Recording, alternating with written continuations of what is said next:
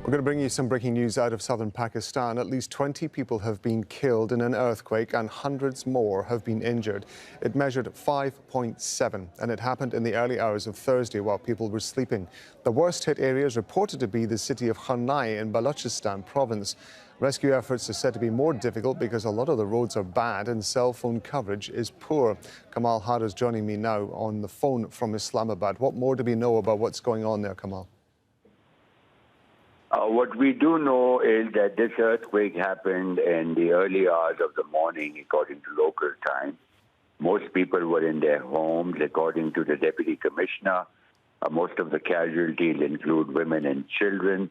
20 confirmed dead, 200 injured, according to the latest figures. And as you mentioned, this is a remote region. It is about 60 kilometers from the provincial capital, Quetta. And because of the earthquake, many of the roads leading to Khanai have been blocked by landslides or rock slides, and therefore that is hampering the rescue effort.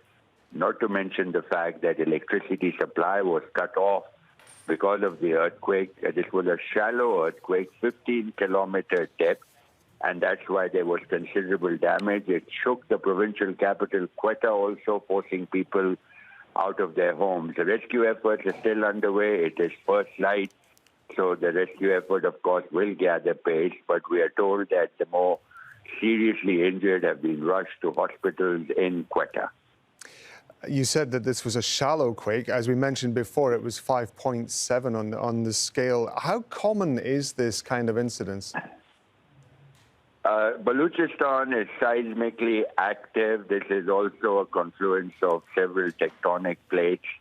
It has seen many major earthquakes. A few years ago, we covered a major earthquake in the Awaran region, also a remote district. So earthquakes is nothing new in Balochistan.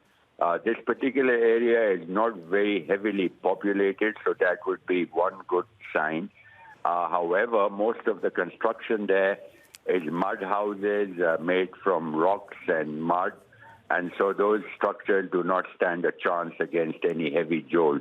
As I also mentioned, the shallow earthquakes leave more devastation and because of the shock effect from the depth, which is just 15 kilometers.